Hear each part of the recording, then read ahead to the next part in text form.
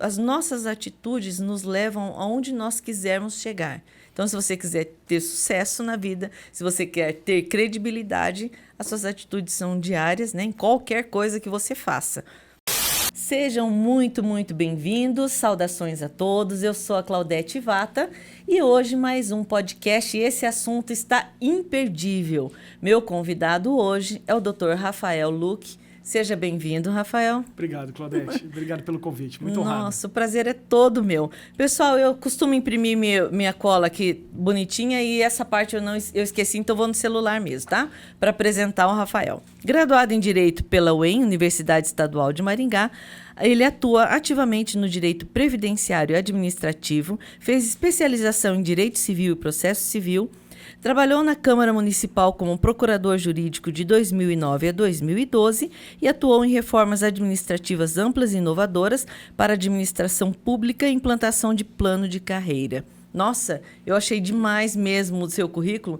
E a questão da administração pública, veja, quando eu estudei, não sei quem deu aula de Direito Administrativo para você, na época que eu fiz, era o Cláudio Ferdinandi, que é o pró-reitor, né, da Unicesumar. Foi ele também? Foi meu professor. Foi meu professor de Direito Administrativo, de Direito né? Administrativo, terceiro ano.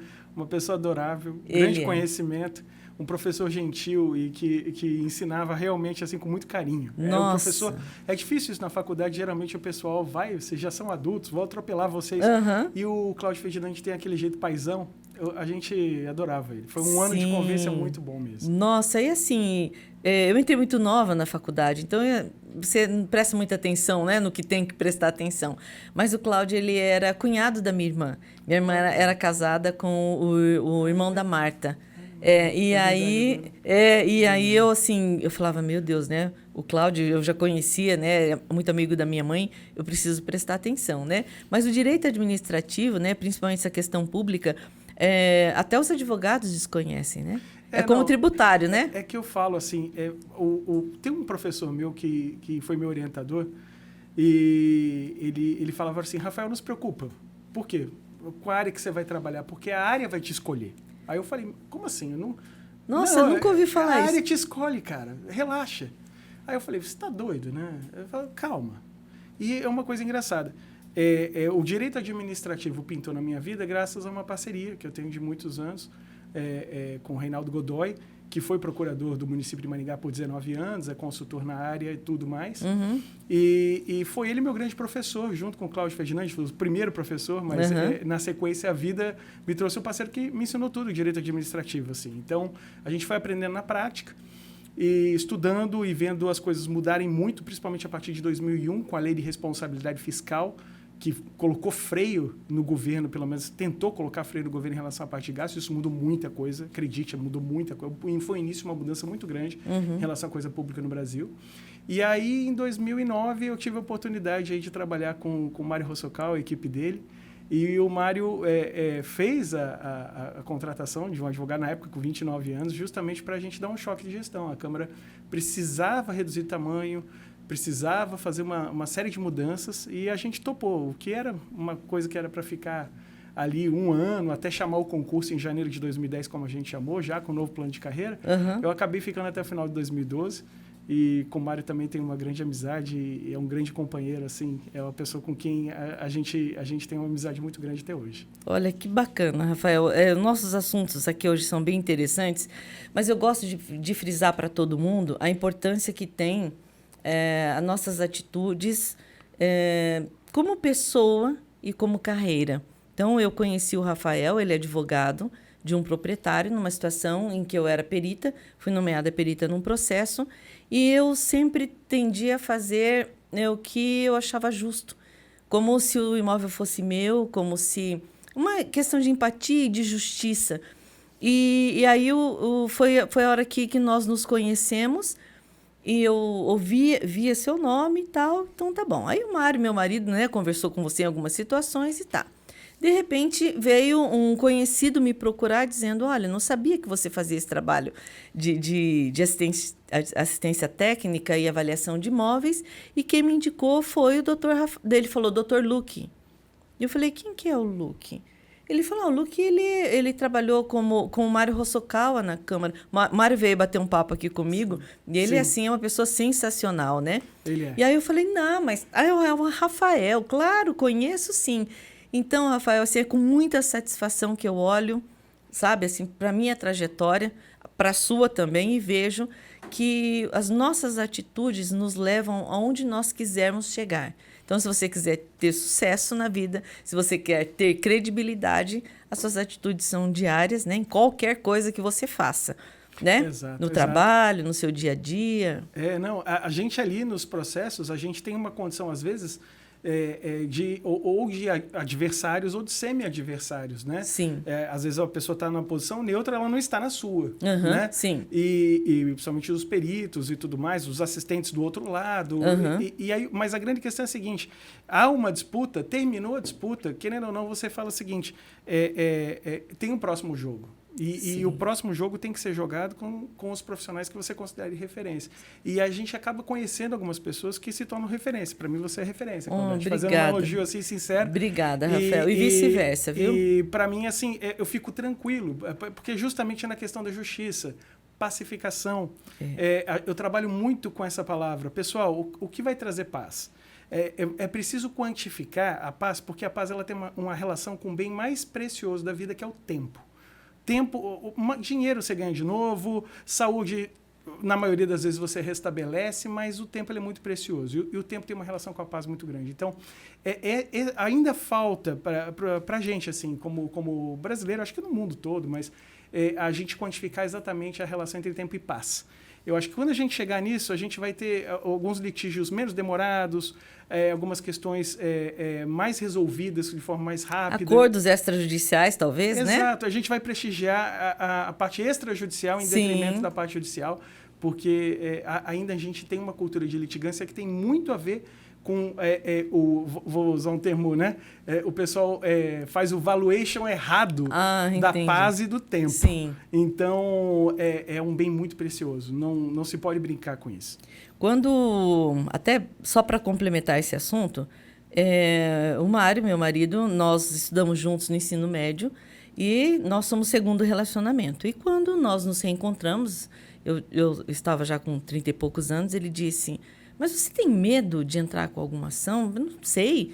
Parece que toda vez você tenta uma forma de você não ingressar com a ação.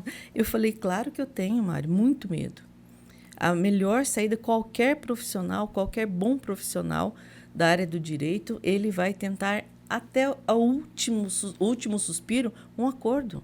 Exatamente. Sem dúvida nenhuma. Exatamente. Sabe? Se não houver alternativa nenhuma, aí vamos também preparados. Aí nós vamos entrar para ganhar. Né? E as chances, elas são assim, impossíveis de prever. Né? Quer dizer, eu estou toda documentada, mas depende de muitas variáveis que não o meu talento e a minha vontade de pacificar uma situação, de entrar no acordo, de explicar para as pessoas o que significa um acordo, né? Que você não vai ter 100% do que você gostaria, mas o benefício vai ser esse. Esse é o dever de um advogado, né, Rafael?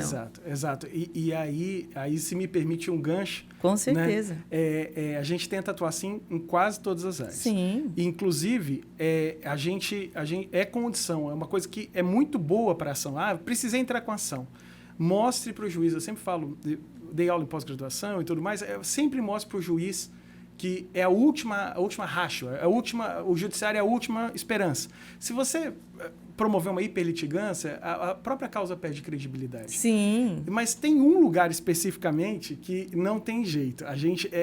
Existe o maior litigante do planeta. Ele é o maior litigante do planeta, que é o INSS.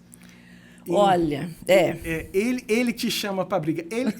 Eu falo assim, tem hora que ele é bem preparado, não é um Scooby-Loo, não, tá? O INSS, por os mais antigos, Scooby-Doo, Scooby-Loo, mas ele não é aquele cachorrinho desse tamaninho latindo te chamando para briga. Ele é um cachorro bem grandão, ele é a maior autarquia da União.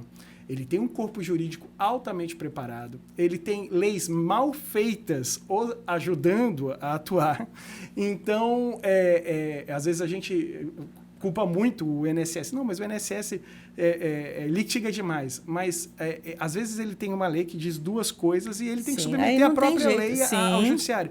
Então, que eu falo assim, o INSS especificamente é um caso à parte, porque a gente resolveu, a partir de 1960, adotar um sistema de previdência público centralizado, ou seja, nacional, né? E isso, do ponto de vista administrativo, é muito difícil, porque em Alagoas você tem uma expectativa de vida, no Rio Grande do Sul, que é a maior do Brasil, você tem outra. E como é que você vai aplicar a mesma previdência para um Brasil desse tamanho? Qual a diferença? Nunca tinha pensado nisso, que uns 5 anos? É mais. Mais? É mais. Eu não me lembro dos últimos dados, mas, salvo engano, o Rio Grande do Sul já estava batendo em 80 anos nos últimos tempos, Alagoas ainda estava com 67, por aí. Então, nós temos diferenças regionais muito grandes para uma até previdência pela extensão, centralizada. Né, territorial. É natural. E aí fizeram essa opção. Quando fazem essa opção, eles criam um problema que toda centralização causa. Todo excesso de centralização tem um lado bom, que é a uniformidade, mas ela tem um lado ruim, que na hora que você pega essas regras uniformes e vai aplicar... Em pessoas diferentes, em casos diferentes? Aí o que acontece? Por exemplo... Eu falo o caso do LOAS, só para o pessoal entender de casa certinho. O LOAS, todo mundo sabe que é aquele benefício assistencial. Não, eu não sei, não. Pode explicar, por favor. Por favor.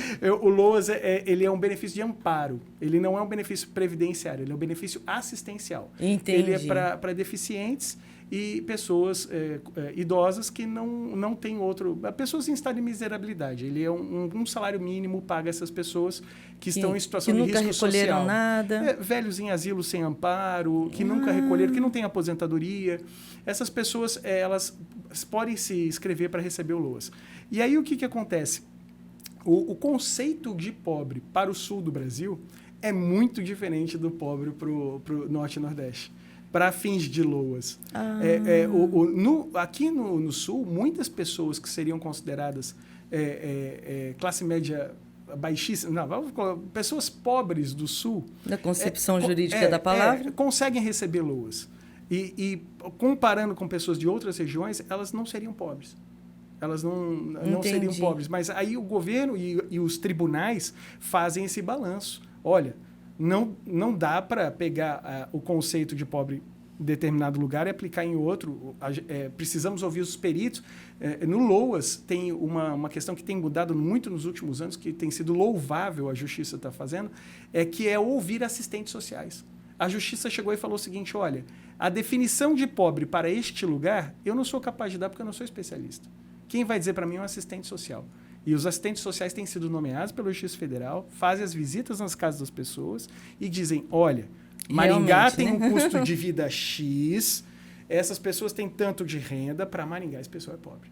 Aí, se você pegar a mesma família e transportar para uma área remota do Brasil, de repente não conseguiria o LOAS, porque não seria pobre para aquela área. Entendi. Então, essa sensibilidade de aplicar a lei diferente, né, isso daí é o que eu falo assim. Então, nós temos... Acaba implicando por uma demanda judicial. Exato. A centralização acaba resultando em milhares de litígios, milhões de litígios, justamente para poder aplicar aquela lei geral aos casos concretos nos 5 cantos do país. Diferentes, né? Exato. Pessoal, deixa eu dar uma traduzida aqui no que o Rafael falou, pelo seguinte, nós já entramos nesse como diz o Rafael, nesse tal de LOAS, porque nós estávamos falando sobre o acordo, né? Que nós, como advogados, nós tendemos sempre a evitar uma demanda judicial.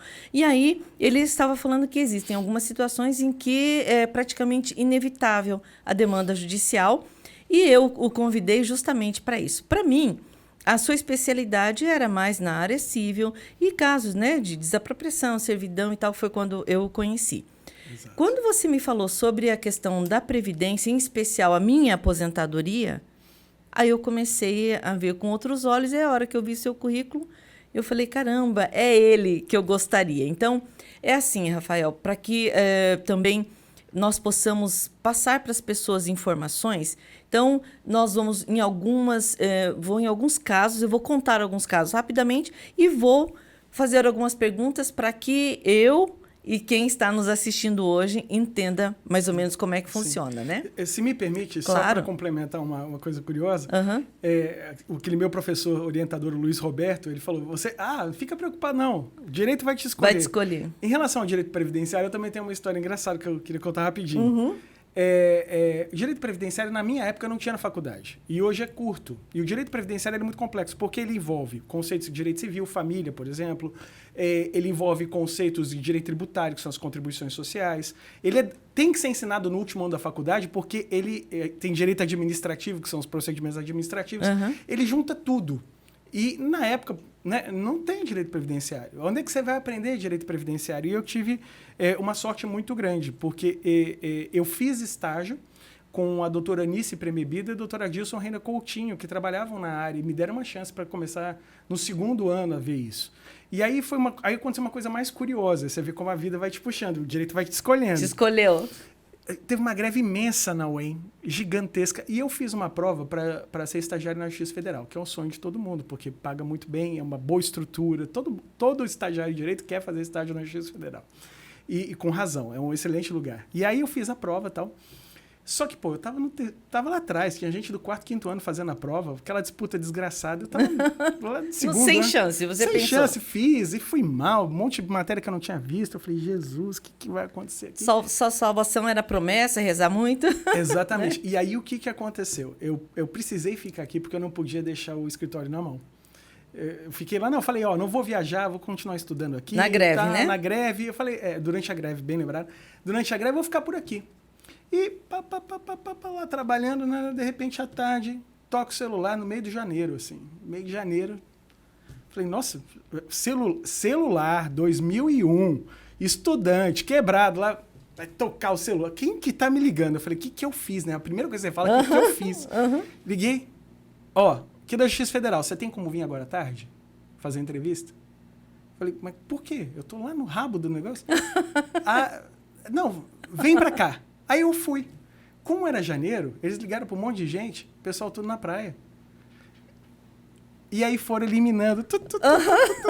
Chegou em mim. Você pode começar amanhã? Opa, agora. Eu falei, se que precisar, vou começar agora. Eu só vou dar um alô pro pessoal do estádio, falar que, eu consegui chegar num lugar que eu gostaria muito de estar trabalhando, mas eu não esperava. E aí eu tive a oportunidade de trabalhar na época na 3ª Vara Federal, com pessoas muito queridas, né? O doutor Erivaldo Ribeiro dos Santos, que assumiu a cadeira do doutor Ferdinand depois, de Direito Administrativo. Sim. Eu tive a oportunidade de trabalhar com o doutor Alexei Alves Ribeiro, que está ainda na vara. Eu tive a oportunidade de trabalhar com o Alexandre Dias, que é um servidor amigão meu, e com um saudoso, um colega muito saudoso chamado Leonel Pedroso, que ele faleceu ano passado. E fiquei muito triste, foi uma situação assim inesperada.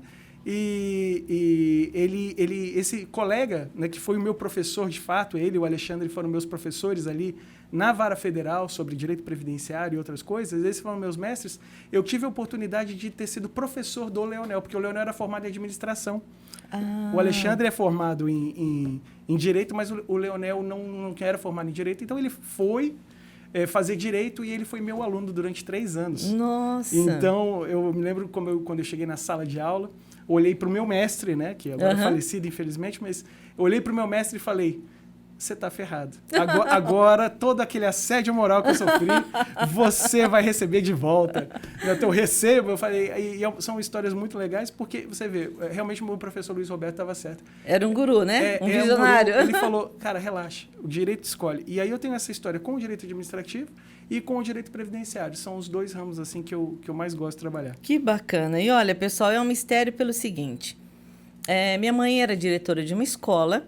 Eu fiz direito, fiz letras, fiz pedagogia, eu trabalhava com a minha mãe na escola. Então, minha mãe me registrou, tá. Depois eu saí da escola e eu fiquei acho que um ano e pouquinho, na imobiliária com meu pai. Eu passei no concurso público, mas eu não assumi porque eu quis abrir imobiliária com meu pai e comecei a dar aula na Unicesumar, estou lá há quase 20 anos. E aí, num bate-papo com o Rafael, eu perguntei sobre aposentadoria, porque quando eu fui ver, eu pensei, calculei o tempo que eu tinha ficado na escola, 11 anos, mas quase 20 anos na Unicesumar, fechou. Eu vou me aposentar, que ótimo. Aí o Rafael falou, não, Eu falei, mas como não? Né? Na minha cabeça eu olhei e falei, não. E a questão da especialidade de cada um, né? Então o direito ele acabou sendo muito na expertise, né, de cada área, assim como a medicina. Por isso que é bom vocês saberem que nós precisamos sempre escolher bons profissionais. E aí, fora isso, teve mais uma situação. Meu pai, infelizmente, faleceu e o benefício do pai veio para minha mãe, né, em forma de pensão, 100% do que ele recebia. Beleza. Aí o pai de uma amiga faleceu. Aí eu falei, você pode ficar tranquila, porque vem 100%. Daí ela falou, não veio 100%, veio 60%. Eu falei, mas como 60%? Como não é a minha área, eu não sabia. Daí ela falou, não, agora é assim. Eu falei, meu Deus! E aí eu fui visitar a mãe de um amigo, que ela recém ficou viúva. Ela falou, olha, eu vou perguntar agora, assim, desculpe a pergunta, porque eu sou uma super mega leiga. Ela disse que ele tinha, se eu não me engano, 3 ou 4 aposentadorias. Ele, tá? Não sei te dizer como. E ela tinha uma. E agora ela vai ter que escolher e ela vai poder ficar com 3 benefícios. Foi isso que ela me disse. E 60% do valor que ele recebia. Resumo, diante de tudo isso que eu falei, pensei, eu preciso chamar o Rafael aqui para me explicar, né? Para saber da minha situação e para as pessoas que estão nos ouvindo, né? O que acontece. E também, Rafael, do corretor. Porque daí, nesse momento, acendeu um alerta para mim. Hoje, eu estou perto de me aposentar. Mas aí tem o meu marido, que contribuiu um tempo e não contribuiu mais. Daí ele está agora como meu sócio na empresa. Tem meus 2 filhos, ambos são profissionais, né, autônomos. Eu falei, meu Deus. Então, vou começar com as perguntas, tá? Então, sim, vamos lá. Se você puder me ajudar, por favor. Vamos lá, o que eu puder ajudar. Eu preciso realmente contratar um advogado para aposentadoria. Eu não posso ir sozinha no INSS e falar, olha, eu mostro meus documentos, a minha carteira de trabalho e falo, agora eu vou me aposentar e eu vim aqui requerer meu benefício. Não. Olha, poder. Tá? Tem meios técnicos para isso? Você pode ligar no 135, que é o telefone do INSS, marcar uma consulta, marcar lá. O próprio INSS tem um simulador que ele dá ou verde ou vermelho para você. Entendi. Para dizer, olha, você pode pedir esse benefício, você se encaixa. O simulador do INSS, que era muito ruim até 2 anos atrás, ele recebeu um upgrade nos últimos 6 meses, principalmente por causa da pandemia, tudo na parte eletrônica ficou mais automatizado, ficou muito mais preciso, porque houve a aprovação da reforma da Previdência dia 11 de novembro de 2019 e demorou muito o INSS, entre aspas, né? Já devia estar preparado, mas, enfim, do jeito que está hoje, está ok. Está ok para você conseguir ir lá e se virar. A grande questão é a seguinte, o INSS tem umas teses meio malucas. Por exemplo, e que pode influenciar no prejuízo da tua aposentadoria. No valor que eu vou do benefício. Entendi. Por exemplo, tem horas que o INSS não calcula o tempo que você ficou, por exemplo, de auxílio-doença ou uma aposentadoria por invalidez, porque a aposentadoria por invalidez ela não é definitiva. Você pode se reabilitar, você pode se curar e voltar a trabalhar, enfim. Entendi. Né? Só a aposentadoria por invalidez significa que você vai ter que ficar parado pelo menos 2 anos. Tá. Né? Mas, às vezes, ele não soma esse tempo, principalmente de auxílio-doença. E, às vezes, cada mêsinho conta para um benefício melhor, principalmente para quem contribui acima do mínimo. Entendi. Tem outra coisa também. Eles não contam, às vezes, eles contam os dias cheios nos finais de vínculo. Só para você ter uma ideia. Diante da lei, vamos imaginar o seguinte, que você saiu de um trabalho no dia 16 agora de maio. O INSS vai contar 16 dias certinho. A lei diz que é para contar 30 dias cheio. É para botar mais 14 ali. Se você tem muitos vínculos, vai dar uma diferencinha. Entendi. É o que eu falo, de 15 em 15 reais que eles vão te tomando, vai dar uma diferença grande. E tem uma outra coisa que é pior hoje, que é pior. E aí você tem que ficar preparado.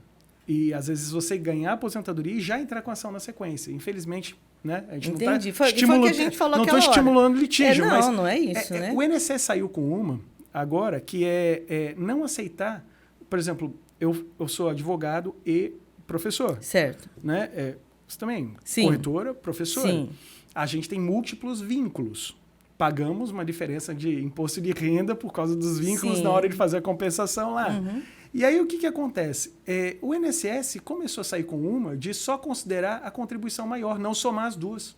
Ah, entendi. Então, imagina o seguinte, eu ganho 3 mil no lugar, no escritório, ganho mais 3 mil como professor. Somos 2, a minha média de contribuição é 6, eu estou recolhendo sobre 6.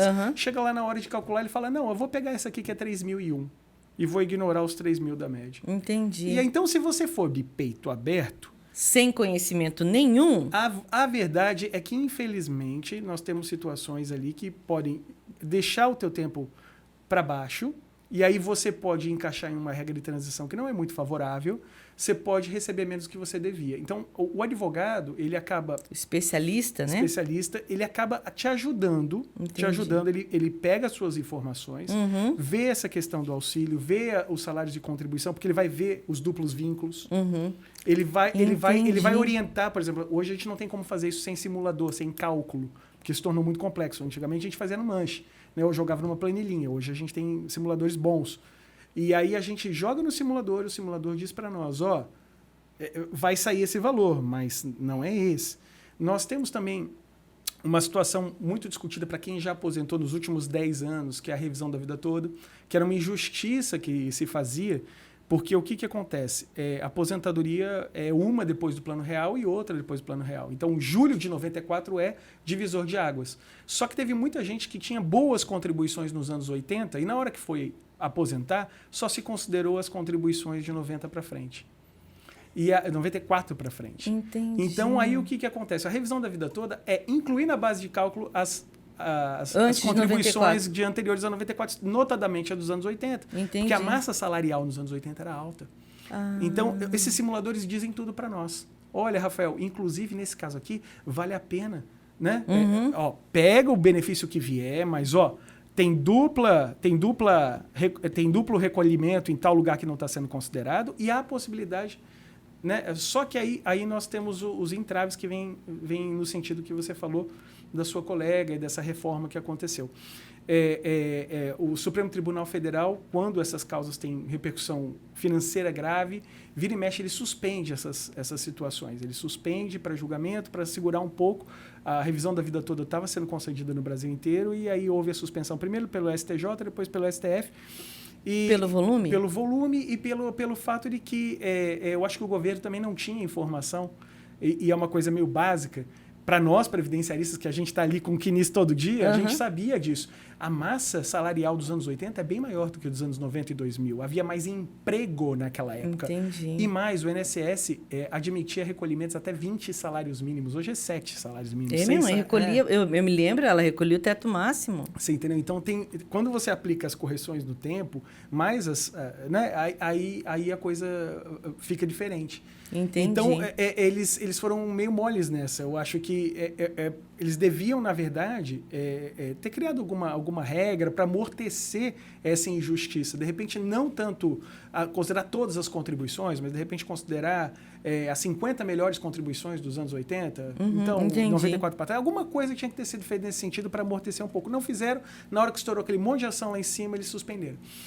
E é por isso assim que eu não recomendo você pelo menos consultar um advogado especialista que tenha um simulador e possa te orientar se realmente aquele benefício que você está recebendo é o melhor que você pode receber. Você sabe que eu preparei outra pergunta aqui que nem vou fazer porque eu queria saber exatamente isso, se de advogado para advogado também mudaria o resultado e obviamente que sim, foi o que você acabou de explicar.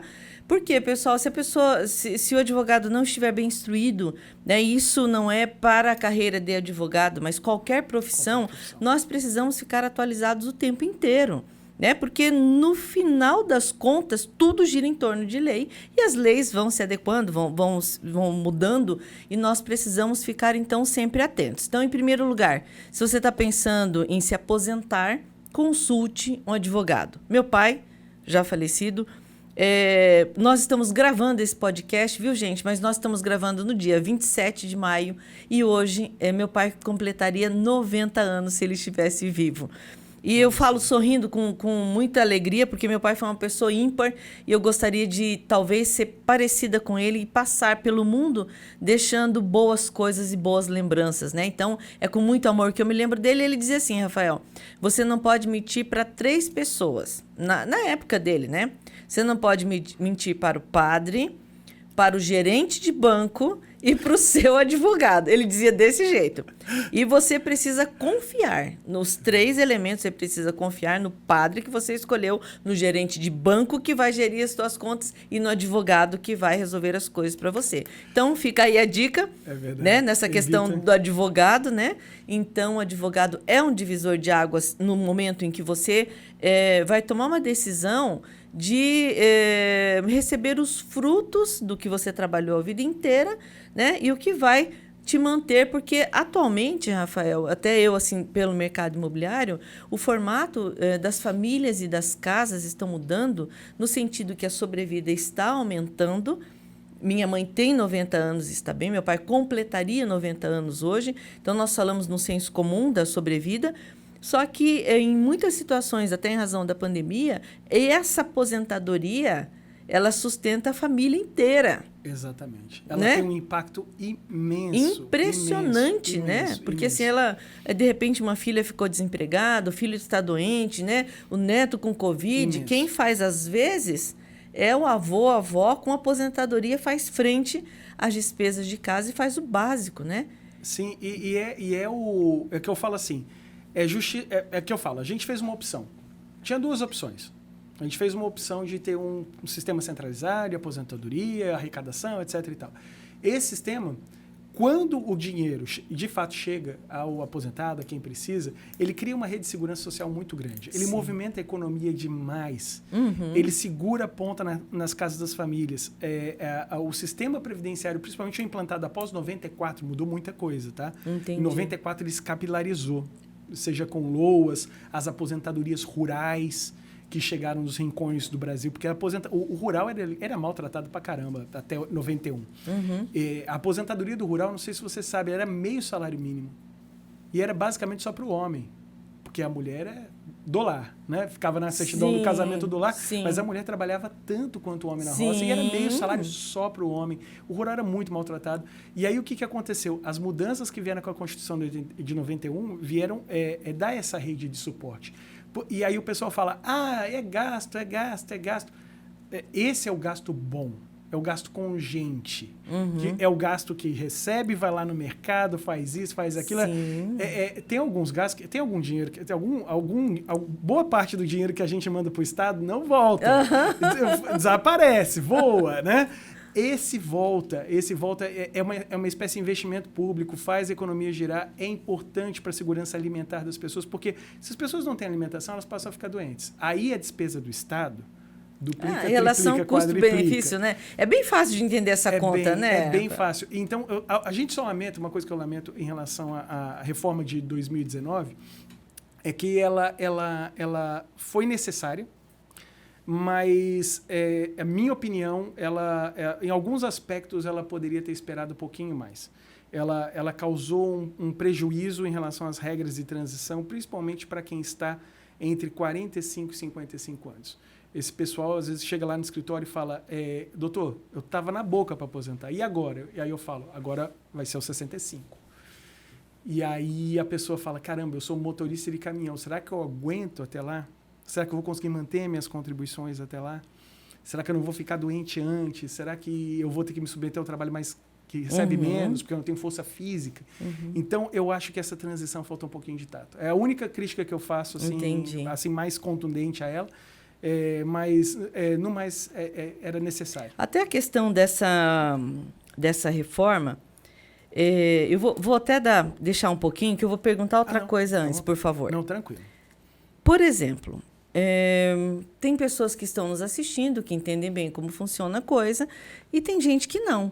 Então, tá bom, ouvi o conselho do meu pai e escolhi um bom advogado. É preciso deixar bem claro isso através de um contrato de honorários, quanto vai ser pago para o advogado. Sim. Porque, assim, às vezes as pessoas ficam com medo. Falei com o advogado, ele já me mandou um contrato de honorários. Eu digo, a melhor coisa do mundo é você fazer através de um contrato, um documento, né? Exato. O que está documentado não tem erro, né? Exato. Então... Entre nós, advogados, é uma coisa engraçada, né? Casa de ferreiro, espeto de pau. A maioria dos advogados acabam provando que existe um contrato através da procuração. Mas a procuração não é um contrato. A procuração é um documento que você envia para o juiz avisar assim, juiz, fulano escolheu Rafael como advogado. É isso? Procuração é isso. Contrato é outra coisa. Sim. E aí, contrato, cada escritório tem que fazer... aí tem um outro problema. Né? Que cada escritório aí tem um problema relacionado à advocacia e a muitas profissões liberais. A gente só tem cadeira de atuação profissional. Nós não temos uma cadeira como gerenciar um escritório. Isso daí, realmente, eu aprendi nos meus primeiros 3 anos tomando porrada. A verdade é essa. Aí você corre atrás de curso. Os primeiros cursos de gerenciamento de escritório e marketing jurídico apareceram em 2011. Mas eu já estava atrás da informação. Inclusive, esse colega meu, o Leonel, ele era administrador e contador de origem. Ele me ensinou contabilidade e custo. Então, foi ele... Então, cada escritório tem um jeito de funcionar de acordo com o seu tamanho. Entendi. Né? A maioria erra. A grande maioria erra feio, não consegue fazer contabilidade e custo. Isso acontece com a maioria dos profissionais liberais. Eu já vi isso acontecer com o contador. Né? Porque aí chega lá devendo imposto. Eu falei, você é contador devendo imposto, o que você está fazendo? A grande questão é essa, não conseguir pagar o imposto, porque o imposto é a última coisa que você paga. Né? Você vai pagando o que emergencial, né? Exato. Então, aí o que acontece? Os honorários, o contrato de honorários, ele realmente é o instrumento que cria a ligação entre o advogado e o cliente. O instrumento deve estar adequado ao tipo da causa e ele deve estar adequado também aos custos do escritório. Um escritório grande tem custo X, um escritório pequeno tem custo Y. Uma determinada causa vai exigir mais atenção do advogado mais experiente. A outra, você consegue tocar com um advogado experiente e um advogado mais novo. Então, você tem que fazer um raio-x de cada situação para que você tenha segurança também. Porque é aquele negócio. Só assinei procuração. Se preocupe. Você tem que ter o contrato de honorários. E mais, como é que trabalha o meu advogado? É uma coisa importante você. Como é que trabalha o seu médico? A gente se preocupa. Como é que trabalha o dentista? Como é que ele de fato trabalha? Como é que ele dá atenção após o contrato? Então, são questões assim que tem que ficar definidas ali na hora, tudo. Mas é super importante formalizar e cada tipo de causa tem um tipo de contrato. E até porque, assim, obviamente algumas perguntas eu estou fazendo porque eu não sei, as outras para que a gente leve essa informação, né? Então, demorou, viu, Rafael, para que eu entendesse quando eu entrei na perícia. Então, hoje é muito comum eu trabalhar, eu mando uma proposta de honorários, já digo, se for aceita, aí eu mando imediatamente o contrato. Enquanto não é assinado o contrato, eu não saio do escritório para trabalhar. E as pessoas que me contactam, elas já sabem que funciona desse jeito. Então, vai ficando um hábito de profissionalismo mesmo. Sim. Os nossos contratos são... Como a gente vai lidar com litígio, a gente tem que prever várias coisas. Não tem como fazer um contrato simples. Mesmo que seja uma causa previdenciária, né? Mas não tem como. Tem uma ferramenta que eu gostaria de indicar aí para o pessoal que está vendo a gente. Tem uma ferramenta muito interessante para quem precisa de contrato simples. Eu tenho, por exemplo, cliente que faz grafite. Essas artes, assim. Tem um cliente que faz coisa muito simples. Tem um cliente meu que é eletricista. E eu ensinei para eles usar um aplicativo chamado TextBlaze. É um aplicativo que ele é um encurtador. Então, eu monto o contrato para ele. Ele vai no computador ou no celular e coloca lá no WhatsApp, /contrato. E aí ele preenche os itens. Vai custar tantos dias, em tal lugar, tal cliente. E quando ele dá o enter no WhatsApp mesmo, ou aqui no WhatsApp Web, a pessoa já... O ok da pessoa já é assina tecnicamente. Os contratos mais simples hoje, eu falo assim, não faça só o contrato com o advogado, mas com todo mundo. E os prestadores de serviço individual, né, eles têm à disposição hoje ferramentas como essa que automatizam a elaboração dos contratos para você pegar um ok assim rápido no WhatsApp. Perfeito. Olha, eu vou deixar na descrição, depois você manda para mim, por favor. Vou deixar na descrição do vídeo. É bem interessante esse aplicativo, ele permite que você construa textos bem longos, entre aspas, longos, assim, um contrato desse você consegue fazer em 15 segundos. Nossa, porque deve ser só preenche os dados mesmo específicos. Para fulano de tal, CPF tal, valor, o serviço é tal, o valor é tal, vai ser executado de tanto a tanto. Tá ok para você? Tá ok. Printa, você tem um contrato. Uau! Bom, olha, já ganhamos o dia aqui, né? Bom, a outra pergunta acho que já ficou bem clara, como escolher um bom profissional, você precisa bater um papo e saber se ele sabe mesmo, e inclusive se está atualizado, né? Porque essas mudanças de lei, e agora eu já vou entrar direto aqui na lei, o que aconteceu nessa mudança? Porque como o meu pai faleceu no início de 2019, então minha mãe foi contemplada antes da lei, né? Que ela recebeu a aposentadoria do meu pai em forma de benefício para ela. É isso, né? Estou falando alguma palavra errada? Não, não, tá certo. É isso, né? A gente chama de pensão. Ele é pensão, é isso, exatamente. Quais são as principais mudanças, Rafael? Olha, o eixo geral da mudança... Foi cair de 100% para 60%? Não, o eixo geral é que veja, a aposentadoria, tem muita gente que fala que o sistema público de aposentadorias, ele é montado como se fosse um sistema Ponzi, uma pirâmide. Entendi. Então, você depende de muitos jovens contribuindo para que os velhos recebam, né? E aí, o que acontece? Não é bem uma pirâmide, é quase uma pirâmide. Mas não Era. Hoje não é mais. Aí, o que acontece com a sociedade à medida que ela vai envelhecendo, ela deixa de ser uma pirâmide, ela vai ficando um quadradinho. Depois vai para um trapézio. Depois vai para um trapézio. Aí o triângulo vira de ponta cabeça. Nós temos sociedades como a japonesa, a alemã, a espanhola, que já é um triângulo invertido. Né? E aí, o que acontece? A linha geral é que, veja, enquanto a gente pode, é isso que as pessoas têm que entender. Enquanto a gente pode, a gente vai fazer os jovens pagarem pelos velhos. Enquanto a gente pode. Agora não pode mais. Agora, equilibrou. Com esse equilíbrio, nós temos que fazer a transição para uma terceira reforma de aposentadoria que vai vir lá para 2035, 2040. Que é, na verdade, o que acontece? O governo vai chegar um momento que ele vai falar assim, olha, eu não consigo arrecadar dos jovens para pagar dos velhos. Isso vai encerrar a aposentadoria? Não. Simplesmente a aposentadoria ela vai ser paga integralmente pelo dinheiro do Tesouro. Não vai haver mais contribuição social. Como é já nos países mais velhos. Na Alemanha, a aposentadoria é paga pelo Tesouro.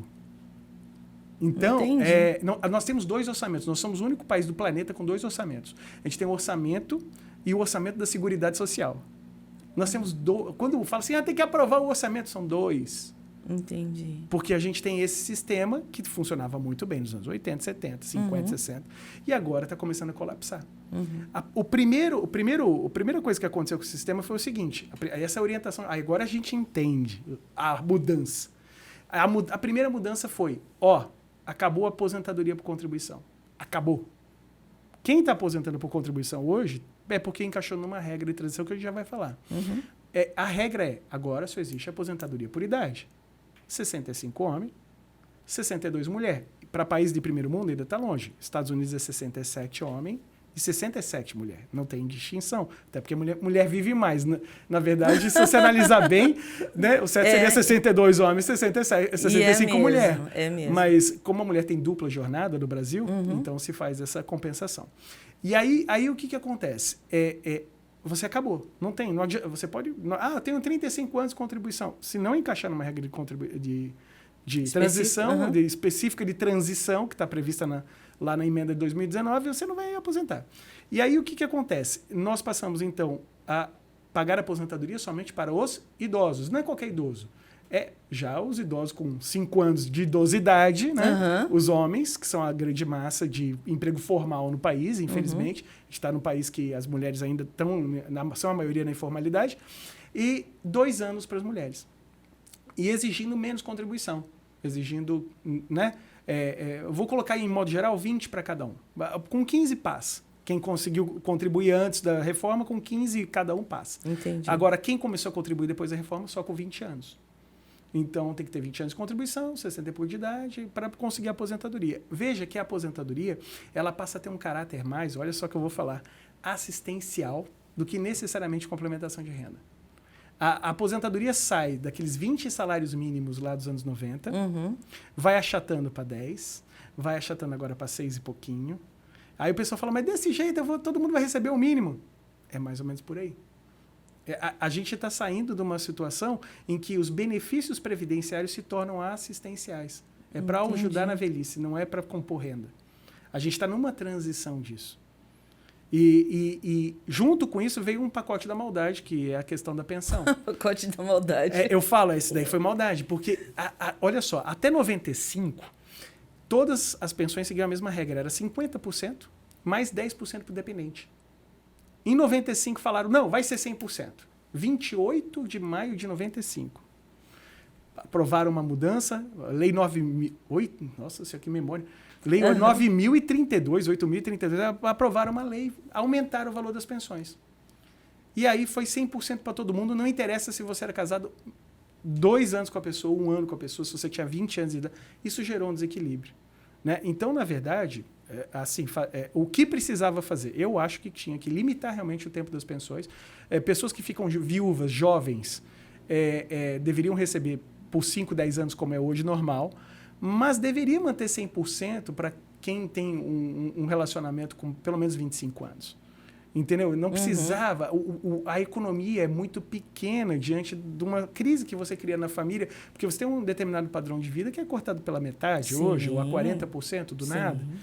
E é muito duro, isso foi uma mudança muito radical. Quem morreu dia 10 de novembro tem um tratamento, 10 de novembro de 2019 vai receber 100%. Sim. Quem morreu dia 12 de novembro... vai receber 60%. Entendeu? E aí você fica se perguntando, fala, caramba, né? Eu tive situações de clientes assim que já estavam... Sim, eu fiquei chocada também. Mas eu tive situações até de cliente fazendo humor. Eu falei assim, eu devia ter matado ele antes, né? Doutor, e se eu tivesse jogado ele da janela antes? Eu falei, você estava recebendo 100% da cadeia, mas você estava recebendo. E a gente pega umas situações assim que o brasileiro é muito sarrista, né? Mesmo na desgraça, acaba tirando alegria de tudo. E isso, para mim... é aquele negócio, sabe? Foi um pacote de maldade. Não precisava ter feito isso com as viúvas. Eu acho que está em tempo ainda de recuperar. Né? Eu acho que o governo poderia fazer um esforço. Eu acho que poderia manter as regras em relação aos casamentos mais jovens, as pessoas mais jovens. Eu acho que é muito justo. Eu tenho uma cliente minha que a gente conseguiu a pensão agora, vai ficar 10 anos com a pensão. Né? Ficou viúva aos 26 anos. Vai ficar até os 36 recebendo. Dependia do marido. Também trabalhava, mas dependia do marido. O marido era 2/3 da renda. Mas eu acho que para situações de casamentos mais longevos foi uma baita injustiça. Olha, eu adorei essa denominação de pacote da maldade, porque nessas 2 situações que eu falei, uma, ela que vai receber as 3 pensões, vai ter que escolher, ela tem uma vida financeira estável, vamos dizer, e toda a família consegue dar um suporte, mas a outra não. E nunca trabalhou, não tem renda, sabe? Assim, ambas cuidaram dos maridos em situações bem difíceis, né? Por anos cuidando do marido, com aquela dedicação. E agora, assim, simplesmente, ao falecer, além de ter perdido o marido, então a renda, né, que eles conseguiam sobreviver, agora está quase metade, 60%, quase 50%, e aí teve que se virar, né, para adequar a sua vida a isso. Então, talvez... Eu não entendo, mas assim, eu acho que o maior efeito foi o pacote da maldade mesmo, então, para essa questão da reforma, né? E você vê que o governo está ampliando progressivamente o LOAS. Então, na verdade, você vê, deixa de ser previdência... para ser assistência. Para ser assistência. E aí o que acontece? Você vê o Auxílio Brasil, você vê o LOAS sendo um benefício cada vez mais fácil de ser obtido, o governo fazendo menos resistência a ele. E veja, é uma transição. O problema, aí que está o lance, e a gente acha que isso é natural, não é? Deixa eu explicar. Houve um julgamento muito importante no STF, tudo acaba no STF, né? Mas houve um julgamento muito importante em 99, em que um advogado conseguiu trazer para a corte o seguinte, em poucas palavras. Nós vamos usar qual conceito de direito adquirido? Houve uma reforma em 98, a primeira grande reforma do presidente Fernando Henrique Cardoso. Da Previdência. Da Previdência. Foi a primeira grande reforma, tal, e em 2003 depois veio a grande reforma dos servidores públicos. Ele não conseguiu passar as duas, só conseguiu passar da CLT. E aí, a pergunta era, qual é o conceito de direito adquirido que nós vamos ter? Porque o conceito adquirido não é brincadeira, não. Existem mais ou menos, assim, brincando, 20 conceitos de direito adquirido diferentes no direito. E só para você ter uma ideia, olha como é o alemão. E aí a gente fala assim, poxa vida, como é que aconteceria? Vamos imaginar o seguinte, mudou a Constituição. Agora, daqui para frente, quem falecer amanhã vai receber 60%. Quem faleceu ontem recebe 100%. Na Alemanha isso aconteceria? Não. Porque o conceito de direito adquirido que a Alemanha tem é do seguinte, é o direito adquirido ao regime jurídico. Ou seja, a partir do momento que você fez a primeiro pagamento, ó, governo, tô pagando, primeira contribuição social minha. Na verdade, o teu direito adquirido é ao regime que você fez a primeira contribuição. Entendi. Você aderiu àquele contrato. Quando regia aquela norma jurídica. Exato. E Entendi. aí o que acontece? Se há uma alteração na Constituição, é para... Para quem vai contribuir dali para frente. Pô, bobo que não pagou ainda. Entendi. Entendeu? Então, esse é o conceito de direito adquirido que se usa para a Previdência na Alemanha. É diferente do nosso.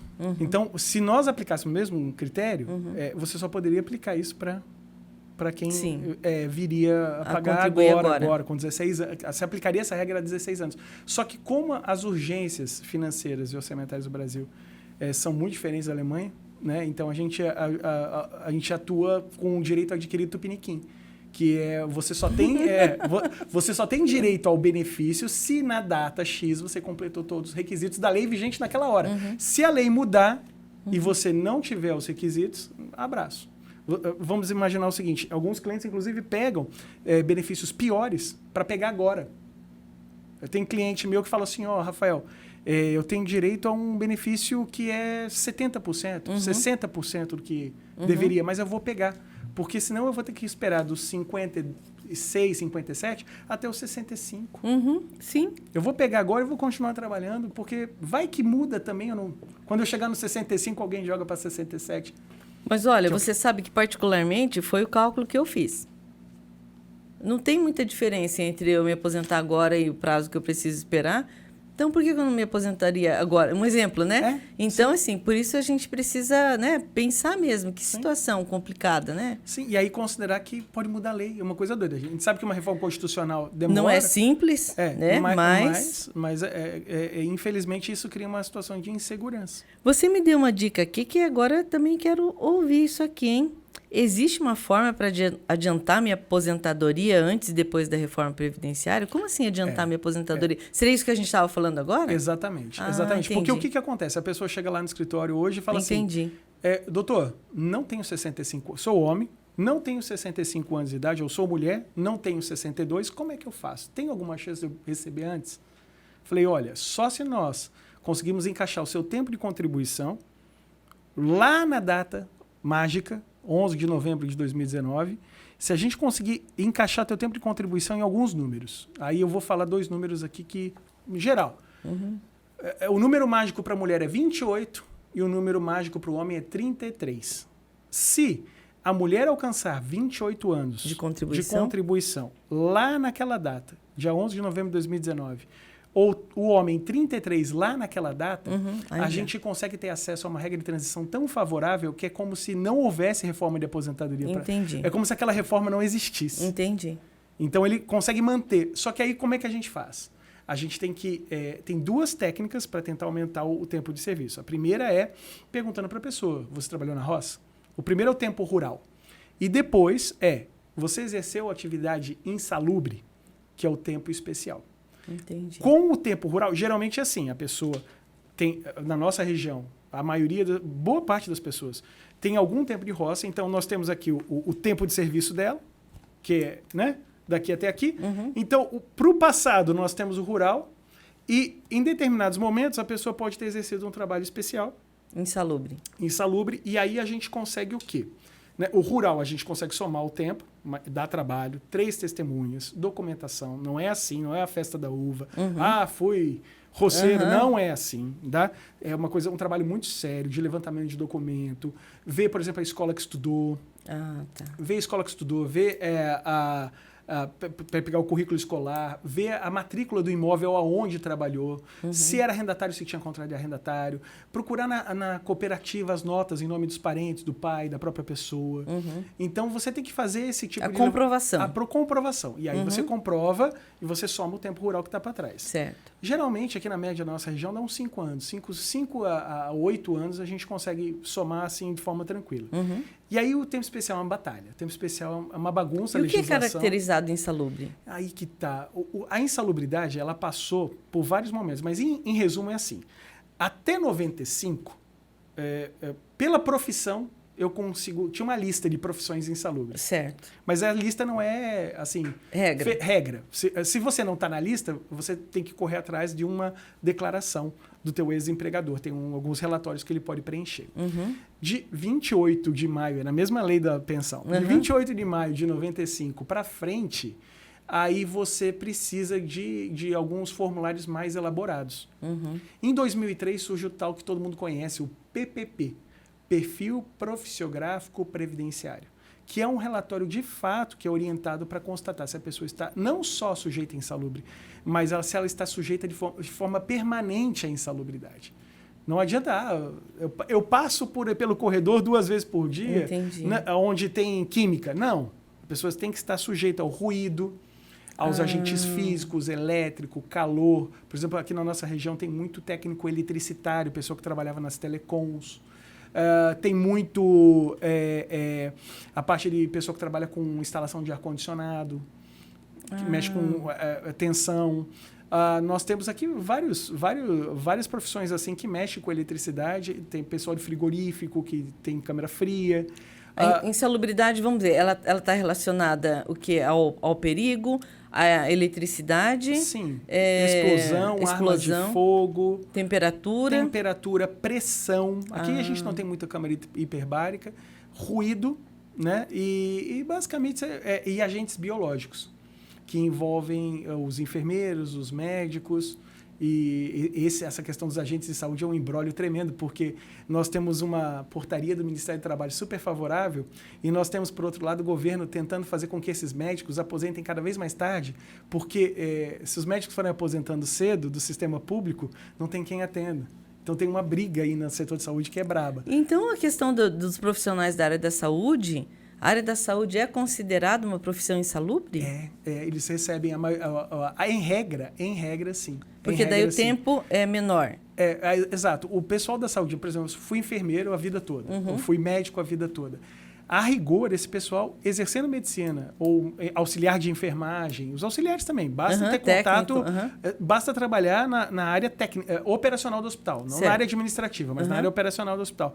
Basta trabalhar ali que você já vai ganhar insalubridade. E você está exposto a agente biológico. Hoje tem uma ação grande, coletiva, agora da Covid, o pessoal do HU está pedindo, inclusive, o adicional de insalubridade máximo, porque é pago mínimo. Enfim, a grande questão é a seguinte, com 25 anos de exercício e 60 de idade, você consegue aposentadoria especial. Sabe o que me veio? Você está falando, como eu vou me aposentar como professora, a profissão de professor é considerada insalubre? Ela também tem... Não, mentira. Não é insalubre. O professor, ele conseguiu um capítulo à parte, desde 98. Desde 98, ele é considerado uma espécie... porque o número 25 me é familiar, tá? Não. O professor, o que acontece? O professor, ele é até engraçado isso. Então, eu tô achando engraçado demais. Porque o professor, ele não está no lance do insalubre. Ele tem um tempo reduzido. Ele é considerado uma atividade especial, mas não é insalubre. Entendi. É o tempo reduzido. Tal. A verdade seja dita. Né? É que o governo não pode reconhecer, como é que fala? A insalubridade psicológica. Tá? Eu também sou professor. Em 98 tiraram do universitário, você acredita? Ah, é? Tiraram, aí deixaram uma coisa mais ou menos lá, mas antes a gente era igual o professor de primeiro e segundo grau. Mas é mesmo, né? Não, é pior, eu acho. Então, universitário, eu acho que é pior. Mais crítico, né? Não. Mais contestador. Tem muito doido também, eu acho que a faculdade tem mais doido que... E aí, gente, a gente fica doido junto, né? Mas eu acho que o governo, de certa forma, prestigia os professores, principalmente porque... A aposentadoria precoce do professor não tira o professor de sala de aula. A aposentadoria acaba funcionando como é muito desgastante... Um complemento. Ela acaba sendo um complemento e aí a pessoa fica com... Olha só que interessante. O professor é aquelas coisas que... a lei está errada, a lei está toda errada, mas na prática ela está certa. Porque ela cria um adicional... A possibilidade, Ela cria um adicional para o experiente. Né? E aí ele pode fazer um contrato por fora, um contrato com o Estado através de CLT mesmo, depois de aposentado. E aí aquele professor que é mais velho, ele tem uma remuneração melhor E acaba a aposentadoria compensando a experiência. Os professores mais velhos tem muita diferença, né? O professor de 30 anos e cancha é muita diferença para um professor. Eu mesmo reconheço isso. Quando eu entrei para ser professor lá em cursinho em 2004, apanhava que nem cachorro, dava até dó de mim. Mas aí depois a gente vai pegando hoje de manhã e vai começando a bater, né? E até isso fechar, assim, esse ciclo... É muito legal o professor ter um tempo diferenciado para poder receber um incentivo e continuar na profissão. Porque é essencial que os professores mais velhos continuem. Eu estava assistindo hoje mesmo uma reportagem sobre professores de Estado, que assim as crianças e adolescentes, né, tiveram um impacto muito grande na volta do lockdown e para as aulas presenciais, numa questão de comportamental, de briga entre eles, né, coisa assim feia. Eu não prestei muita atenção, eu só vi a imagem, a menina segurando um tufo de cabelo, que, sabe, assim, que foi coisa feia. E o menino discutiu com a diretora, não me lembro por quê. A diretora saiu, ela virou as costas, ele voou no pescoço dela, avançou na diretora, ela caiu, ela levou um susto grande, desmaiou. E, assim, e agora está complicada essa questão da docência, porque eu estou no EAD, né? Então, eu gosto muito de sala, de aula, mas eu não... Até pelo meu curso, eu fico em EAD e sinto muita falta do presencial. Mas essa questão de adolescentes... Nossa, eu tenho uma colega que a gente faz hidroginástica juntas e ela estava assim acabada. Ela falou, meu Deus, o aluno... quando você estava falando dessa questão de um pouco de descontrole, o aluno fez uma postagem na rede social dele falando sobre ela. E aí ela não gostou, chamou a mãe, né, a responsável, o menino... Ambos pediram desculpas, mas assim, a mágoa dela chegou num grau que ela falou assim, não aceito as desculpas dele. A da mãe eu aceito, dele não. Então eu vou ingressar com uma ação. O que você acha? Olha, ela perguntou para mim como professora, né? E como mãe, como advogada. Eu falei, olha, ultimamente eu tenho falado que quando você ingressa com uma ação, é como se fosse um casamento, sabe? Forçado. E vai ser um desgaste tão grande. Ele é um adolescente. A situação não é dele, não é pontual para ele. Aconteceu para você, obviamente. Para você tem um outro sentido, uma outra proporção, né? Mas, assim, se ele, como adolescente, concordou em ir com a mãe, pediu desculpas para você, retirou tudo das redes sociais, deixa para lá. Sabe, assim, como formadora de opinião, como a nobreza da sua profissão. Aí ela olhou para mim e falou, caramba, eu tinha certeza que você ia me incentivar a ingressar com a ação por você ser advogada, por você ser professora. Eu falei, olha, é o contrário. Se eu estivesse no seu lugar, eu aproveitaria a ocasião para formar um belo de um cidadão. E dizer para ele, olha, eu fiquei muito magoada. Você não precisava ter feito isso. Enfim, feito o papel dela, né? Mas, enfim... realmente, eu não sabia, viu, nessa questão de insalubridade de professor, né? Mas é interessante isso, né? Porque eu nunca pensei que eu fosse, assim, ficar preocupada com a minha aposentadoria. E agora eu estou preocupada com a minha preocupação com a aposentadoria, né? Porque agora eu penso, e meus filhos, Rafael, como é que vai fazer? A situação de quem tem... Aí que o bicho pega. Porque a gente está passando por uma mudança, como eu falei, existe uma diretriz geral de não ter mais... você pensava assim, vou trabalhar 30 anos, vou receber minha aposentadoria, vou para casa. Eu não sei se o pessoal sabe, mas todo funcionário público admitido a partir de 2010 não tem mais aposentadoria integral. Ela vai ser limitada ao teto do INSS. Já desde 2010. Quem fez concurso depois de 2010, de juiz... ao cargo mais técnico possível, todos. Qual é o teto? O teto hoje é 7 mil e pouquinho, R$7.300, eu acho. Por aí, não acredito. Exato. Então, o que acontece? Até mesmo o ingresso no serviço público, que era uma forma de você escapar do teto do INSS, isso acabou em 2010. Não sabia. Será que... Bom, as pessoas devem saber, né? Quem está tentando o concurso? Sim, sabe. O pessoal sabe. Então, olha só que interessante. Os jovens... E aí eu falo para as pessoas agora que entre 45... 25 até 45 anos... 25 a 40, vai. 25 a 40 que ainda dá tempo. essas pessoas vão ter que se organizar muito diferente do que o avô e os pais delas estão organizados. Essa geração, o avô já está recebendo aposentadoria, o pai está na boca para receber, às vezes vai ter que esperar até os 65, mas vai receber mais de um mínimo, vai receber lá seus 3, 4 pau, vai receber. E ele? Olha, a quantidade de pessoas que hoje, com 30 anos, que jamais fizeram a contribuição para o INSS é imensa, porque hoje tudo é PJ, hoje tudo é informal. Para que eu vou recolher isso? Eu só vou aposentar aos 65. E aí, o que vai ser dessa geração na hora que chegar lá na frente? Claro, a gente está arrumando para o sistema de benefício assistencial, mas essa geração está acostumada com iPad, iPhone, vários confortos. Sim. Né? E não vai querer viver de assistência. E assistência é o quê? Um piso, né? É um piso. É um piso, seria um salário. 212 hoje. Esse pessoal não vai viver com isso. Então, aí o pessoal, a gente muda o perfil. Primeiro, ainda não caiu a ficha da reforma de 2019.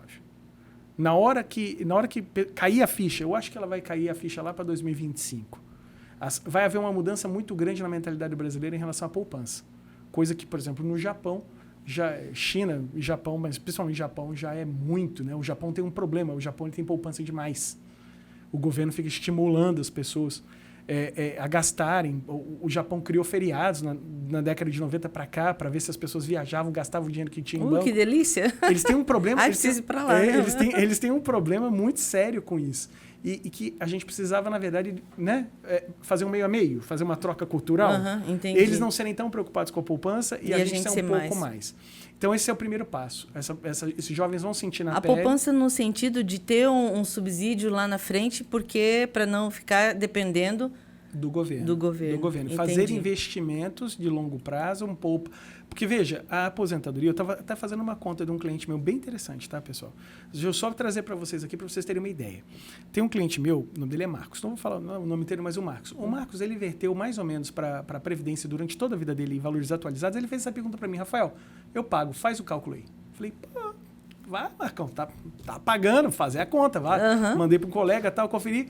Ele, em valor atualizado, ele trabalhou, ele conseguiu um tempo especial, tal, então ele conseguiu adiantar a aposentadoria dele, porque o tempo especial, só para fechar, para o homem, ele acrescenta, quando ele é reconhecido, ele acrescenta 40%, e para a mulher, 20%, na média. Tem, às vezes, algumas profissões como mergulhador de plataforma, tem umas coisas que tem mais, mas na média é 40% a mais. Então, se você tem 1 ano, você ganha 1,4. Se você é mulher, você ganha 1,2, se reconhecido. E aí, o que acontece? Ele chegou e falou assim, quanto que eu verti para a Previdência? E aí eu fiz a conta, e é mais ou menos uma conta média do trabalhador médio. Ele verte em torno de R$800 mil ao longo da carreira. 30... Só a parte do empregado, tá? Sem os 20% patronal. Se você pegar os 20% patronal, foi mais 2.400.000, somando tudo, né? Entendi. Então, 1.600.000 do patrão, 2/3, mais o terço dele.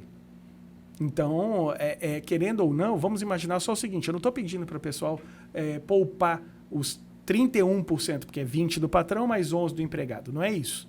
Mas se você poupar os seus 10%, qualquer trabalhador de renda média, R$4 mil, vai chegar a 800, 900 mil reais aos 60 anos, ou antes disso. Tá? Então, aí o que acontece?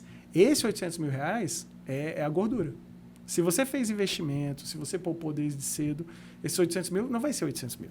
Porque o governo gastou mal. Eu só apliquei uma atualização monetária. Sim. Eu não apliquei sequer juros pelo que ele pagou para o governo. Entendi. Então, a gente tem que começar a raciocinar em poupar 10% da nossa renda. Isso tem que ser uma coisa que tem que ser ensinada para esses jovens de 25 a 40 anos. Isso tem que acontecer. Outra coisa, uma opção que é bem americana. Porque lá nos Estados Unidos, os benefícios são assistenciais. Nos Estados Unidos, para você ter uma ideia, tem o INSS deles. Eles têm. E é 4,5% do salário e tem um teto lá. Então, mas é pouca coisa. Não é um benefício, é só para a pessoa não depender tanto do governo na velhice. Tá? Mas eles também têm um sistema de seguridade federal lá. Mas é bem mais simples que o nosso, e é regionalizado. E aí, o que acontece? Um outro produto que as pessoas precisam pensar nessa faixa de 25, 40 anos, principalmente quem tem filhos novos, como eu tenho um filho que vai fazer 7 e outra filhinha de 4, são os seguros de vida resgatáveis. As pessoas não conhecem muito bem esse produto. O pessoal conhece previdência privada. Previdência privada, eu vou falar uma coisa, é muito bom para quem é assalariado. Porque você gera uma dedução no imposto de renda. Então, se você paga imposto de renda, você consegue zerar o seu imposto de renda com plano de saúde, escola das crianças e mais a previdência privada. Você gera um bom crédito para receber de volta se você é assalariado. Mas ele não é tão bom para quem não é assalariado, o plano de previdência. Ele tem rendimento muito baixo, comparado com outras coisas. Só que aí você tem uma outra opção, que são os seguros de vida resgatáveis. O que é um seguro de vida? O seguro de vida você paga. E geralmente você parou de pagar, parou a cobertura. Se você não morreu, acabou. Exato. Mas tem agora uma categoria de seguros que está sendo comercializada por todos os bancos, praticamente, que é o seguro de vida resgatável. Você deposita. Se você morrer... olha só, aí, ó. Se você morrer... Se você ficar inválido, você leva uma bolada, porque é um seguro particular, é um seguro privado, paga muito mais que o governo paga. Sim. Se você morrer, tua família recebe? Recebe. Se você ficar inválido, você recebe metade. Basicamente, esse é o jogo. Tá. E se você não morrer? Porque é o seguinte, o seguro de vida vai ficando mais caro à medida que você vai ficando mais velho. Sim. Né? A chance de morrer vai aumentando, obviamente. Eu não vou dar mole pra você. Então, por que existe o seguro de vida resgatável? Porque Nunca ouvi falar disso. Um porco pensou assim. Né? Eu falo, o cara tava lá pensando, eu falei assim, cara, e se eu bolar um seguro de vida que se o cara não morrer, eu devolvo a grana para ele com juros no Brasil de 3% mais IPCA, é quase o melhor tesouro direto que a gente tem. O tesouro direto que a gente tem melhor hoje dá 5% mais IPCA. Então, você tem já seguros de vida resgatável com 3% mais IPCA. Se esse maluco não morrer, eu devolvo essa grana para ele e falo assim, não me aparece mais aqui, morra em paz. Entendeu? Você não pode mas você não pode fazer mais? Pode, mas você vai pagar alto para manter o mesmo prêmio. Então, a jogada é essa. E qual é o prazo? Agora eu estou super anos. curiosa.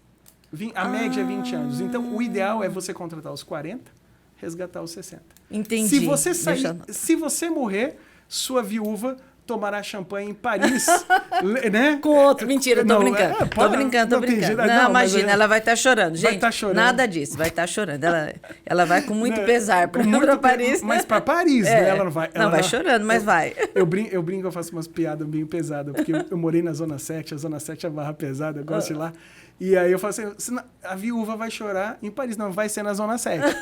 Então, aí o que acontece? E se você não morrer, você recebe esse dinheiro de volta como investimento. E aí fala... Que legal! Entendeu? Então, imagine você conjugar as duas coisas. É o que eu falo para os meus clientes mais jovens. Poupe 10%.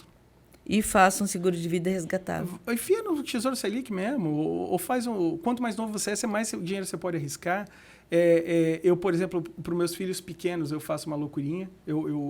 A poupança dos meus filhos pequenos, eu faço Bitcoin. Por quê? Eles têm 7 anos. O Bitcoin, ao longo dos anos, todo mundo conhece a história do Bitcoin, ele está na queda tremenda agora, mas a tendência dele, ele tem muita utilidade no futuro, num mundo sem fronteiras, o Bitcoin tem muita utilidade. Sim.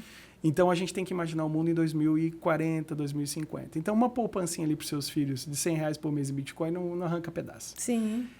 Um seguro de vida resgatável te mantém legal ali dos 40 aos 60, se acontecer algum revés na tua vida, seus filhos, sua esposa ficam muito melhor amparados que com o INSS. Entendi. Porque o INSS, na minha esposa, por exemplo, ela vai receber por 15 anos a minha pensão, se eu morrer agora.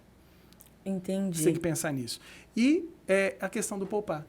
Né? Que seja um tesouro direto. Não vai, né? Com 40 anos não vai fazer a loucura de Bitcoin, mas que eu falo assim, um tesouro direto está pagando 3% hoje, não é inflação ainda, porque a inflação oficial a gente sabe que é maior, mas pelo menos está preservando o valor da moeda, tal, etc. E você vai criando a disciplina de poupar. Essa é uma coisa engraçada, né? Você vai dar dica de investimento sendo advogado previdenciarista. Você faz a falência do governo federal, né? Mas é que eu falo assim, é entender a mudança do mundo. É entender que o governo está dizendo para nós assim, olha, pessoal... Desculpa. Não, fica à vontade. Oi, pode falar. Às vezes tem... O governo está dizendo para nós o seguinte, pessoal, eu administro muito mal meu dinheiro. Então... Administre você, né? Administre você. A gente tinha o governo paizão. E que isso justificava, porque os indivíduos tinham menos grau de escolaridade. Agora, mesmo pessoas muito simples, a gente vê hoje... Gente, o que é o YouTube? O YouTube transformou a vida de todo mundo. Sim. Eu mesmo, gente, eu era uma desgraça para cozinhar. Eu cozinhava desgraçadamente, eu não sabia fazer um macarrão. Eu fico pensando como é que era a vida das pessoas antes disso. Isso te capacita. Hoje nós temos um verdadeiro exército que é só querer trabalhar que trabalha. Sim. Entendeu? Então, é isso que o governo está fazendo. Ele está falando o seguinte, e o nosso governo tem feito isso, reduzindo impostos, criando uma série de vantagens e tal. Ele tem falado, olha, galera, não é que ele não quer arrecadar mais. Né? O governo sempre será governo. Mas ele está dizendo o seguinte, ó, nessa parte de previdência eu estou falhando. É para vocês agora. Então, a gente tem que começar a pensar. E eu vejo que essas alternativas do seguro de vida resgatável hoje e a poupança de 10%, a disciplina da poupança de 10% é mínimo para você chegar lá na frente com dignidade e tudo mais. Porque você vai receber também a renda do governo. Sim. Né? Então, você vai ter uma aposentadoria de 1, 2 salários, mais ou menos essa expectativa, as suas economias, mais eventualmente o que você pegar do seguro de vida resgatável e aí seus filhos, aí você tem que torcer pro Bitcoin bater os $500 mil aí para os teus filhos pagarem a faculdade só com Bitcoin. Entendi. Olha, Rafael, você sabe que esse assunto é super interessante. Esses dias eu bati um papo com a Cristina, ela é enfermeira, e ela entende muito dessa questão de home care, né? O atendimento e... Assim, uma realidade... Como é que eu vou dizer para você? Eu vou falar da minha realidade. Eu estou com 56 anos, tenho um filho de 29, um filho de 33, um pai que faleceu com 86, a minha mãe que está com 91, meus avós paternos, ambos chegaram aos 90. E esse meu bate-papo, até para encerrar com chave de ouro o nosso bate-papo aqui, meu bate-papo com a Cris olhou para mim e falou assim, olha... que eu falei para ela sobre o preparo, né? Para cuidar de um idoso. É clássico isso, assim, um dos filhos fica encarregado ou ele abraça a causa. Isso é comum. E aí tem muito ônus para isso. E aí as pessoas dizem para mim, né, que eu abracei a causa dos meus pais, que bacana, olha, você está dando um exemplo para os seus filhos, né? Você vai ser bem amparada na sua velhice. E eu olho, e meus filhos brincam comigo, né? Ah, o que você está fazendo com a avó, eu vou fazer igualzinho com você. Eles brincam, né? E aí, qual não foi minha surpresa, ao reencontrar um aluno, que eu conheci criança, num jantar, no aniversário de uma amiga minha, nós éramos amigos em comum, ele disse que cuidou dos pais dele, 4 filhos, ele é o terceiro filho. Só ele que cuidou do pai, teve um problema sério de pulmão e leva para o hospital. É uma rotina, Rafael, que você não tem saída. Você entrou naquela rotina, então, assim, você não sabe quando você vai ter que ir para o hospital. A gente já fica acostumado, eu vou para o hospital, eu vou para minha casa, agora deixa eu aproveitar, tomar um banho, já pegar tudo que eu preciso, porque na volta do hospital, para o hospital você já sabe o que você estava precisando, suas coisas ficam por fazer. Enfim, foi uma dedicação e ele tem uma única filha. E a filha virou para ele e falou, olha, pai, é admirável o seu cuidado, o seu amor com o vô. É assim, exemplar, vírgula, eu não sou você e não vou cuidar de você na velhice. Entenda isso. Ponto, tchau. Ele foi parar na psicóloga, porque ele falou, olha, eu fiquei tão baratinado. Eu falei, caramba. E assim, em nenhum momento eu imaginei que, porque eu cuido dos meus pais, cuidei dos meus pais, estou cuidando da minha mãe com os meus irmãos. Mas, assim, aquela dedicação sempre acaba ficando com um, né? E, sempre um toma à frente. Sim, aí eu falei, caramba. Aí a Cristina virou para mim e falou assim, sabe o que você tem que fazer? Você não. Todas as pessoas que, né, levam uma vida saudável, que esperam ter uma sobrevida maior, poupem para que vocês possam pagar cuidadoras, enfermeiras, home care e que vocês tenham uma velhice digna. Olha, Rafael, a conversa que eu tive com ela e agora com você, né, acaba sendo um complemento. Ninguém é obrigado a cuidar de ninguém, né? Nós fazemos porque queremos. Não é porque nós temos filhos que fica assim numa segurança de que a minha velhice vai estar tranquila, que não, né? Então, assim, são hábitos que nós não temos, a questão da poupança. Eu vi esses dias, não sei o que eu peguei do meu mais velho, eu vi alguma coisa sobre previdência privada. Nunca imaginei que ele faria isso, nunca conversei com eles sobre isso. E depois desse nosso bate-papo vai ser realmente, para você tem algumas datas, né, alguns anos como divisores de água, e para mim vai ser o 27 de maio, né, que em pleno dia do aniversário do meu pai eu ouvi alguma coisa assim muito lógica.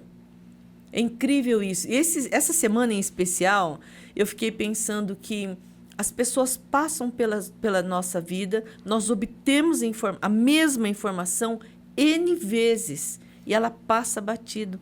E em alguns momentos da nossa vida parece que nós estamos abertos para ouvir, né? Exato. Incrível.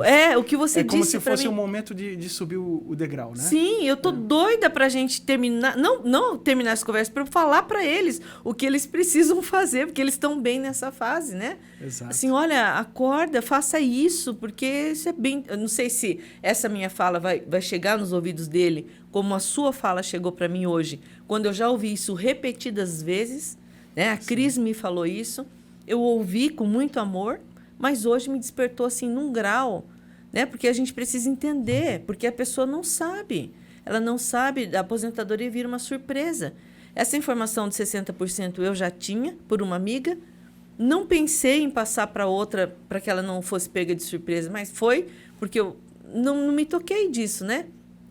Então, assim, que essa nossa conversa seja útil, porque acho que você que está nesse meio, você fica pensando, né? O que você pode fazer, Exato. o que você pode falar para os seus clientes, Exato. né? E a gente vê coisas muito, muito diferentes acontecendo. A sociedade é muito dinâmica. E eu tenho contato com todas as gerações de pessoas de 80, 90 anos. E eu sinto muito prazer em ver que cada geração foi construindo e tem um tipo de pensamento e é muito diferente. Esse contato com a diferença, a impressão que dá é que às vezes eles viveram em planetas diferentes. Sim. E está acontecendo, só para finalizar, está acontecendo uma coisa bastante interessante também, que é um fenômeno que a gente vai ver nos próximos anos. E é uma coisa... Isso é realmente... Aí você fala assim, nossa, Rafael, o troço é muito mais doido do que a gente pensa. A ausência do Estado. O Estado está tirando o time de campo. Nós vamos ter que ser mais responsáveis individualmente. Olha que coisa interessante. Eu vou citar um caso histórico e que provavelmente vai se repetir no nosso país. E a gente está vendo. A Turquia era mandatária de vários países ali na região do Oriente Médio. Um deles, na Europa, era a Grécia. E a Turquia negava aos gregos o sistema de assistência social. Eu conheço bem porque meu padrinho, o irmão do meu pai, é casado com uma grega. Então, eu conheço bem o sistema deles de família, tudo. E é muito doido. Sabe aquele filme Casamento Grego? É aquilo. É daquele jeito. Não, aquilo é realmente uma família grega. Tá? A gente que é meio espanhol, a gente fica horrorizado. Assim. Mas eles funcionam... Por que eles funcionam daquele jeito? Porque os turcos negavam a eles o direito de cidadania.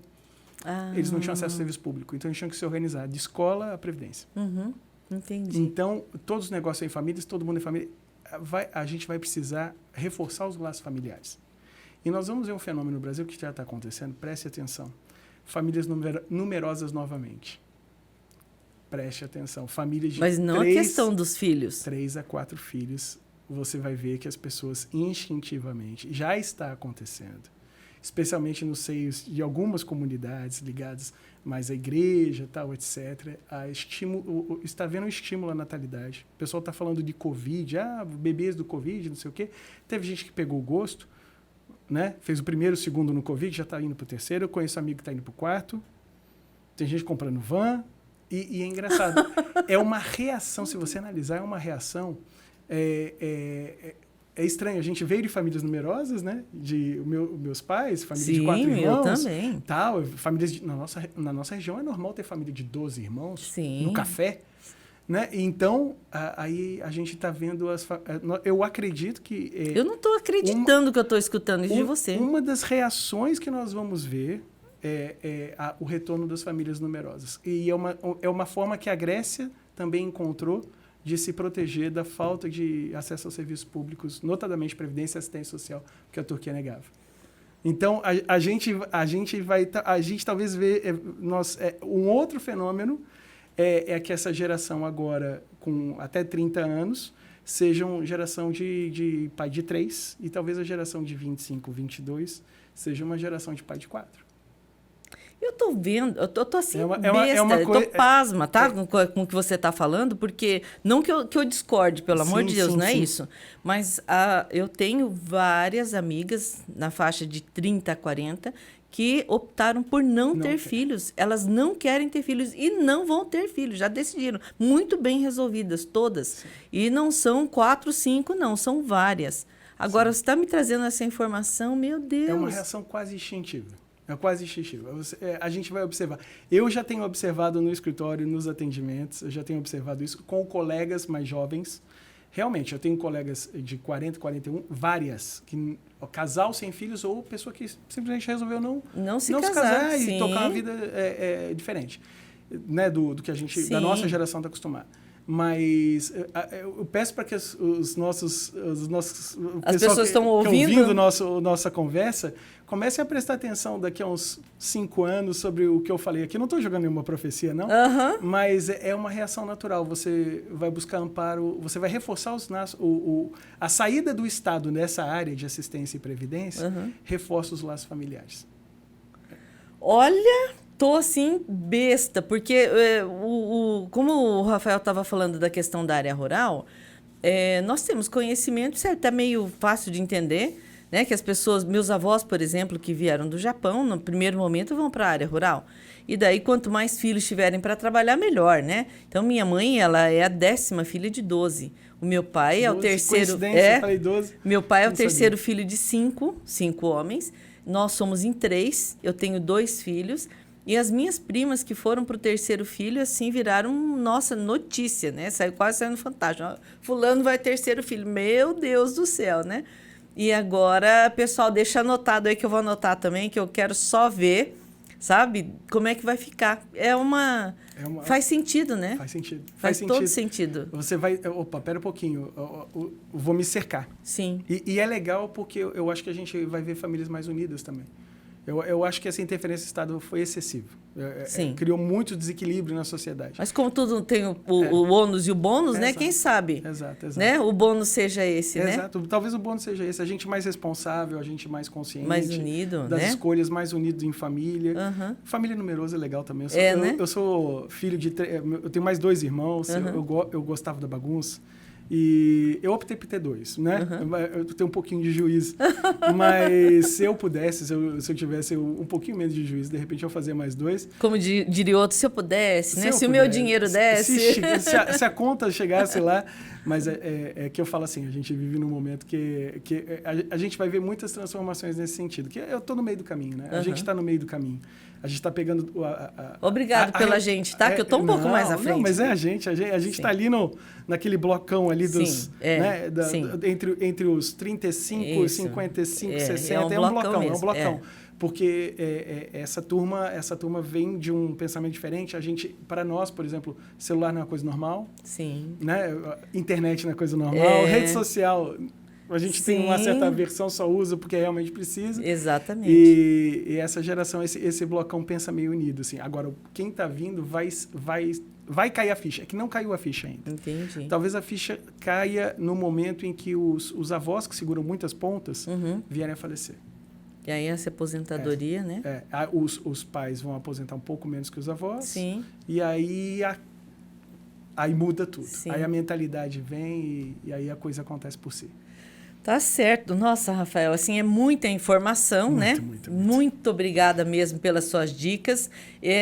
Eu acredito que, né, todo mundo que está nos assistindo agora vai poder repensar um pouco, porque eu linkei esses 2 bate-papos, porque é bem interessante mesmo. A sobrevida vai aumentando, né? Enfim, são N fatores e o dinheiro, de alguma forma, ele nos proporciona, inclusive, né, saúde, né? Assistência... com plano de saúde, como é que eu vou pagar um plano de saúde se eu não tenho uma aposentadoria? Enfim, né? Exato. É um resumão de tudo, né, Rafael? Exato. Olha, Exato. Eu espero que vocês tenham gostado do nosso bate-papo. O Rafael é um profissional incrível, trouxe dicas excelentes para a gente. Inscreva-se no nosso canal e sempre vai ter um bate-papo legal. Obrigada, Rafael. Obrigada a todos vocês. Eu que agradeço. Até mais, Claudete. Até.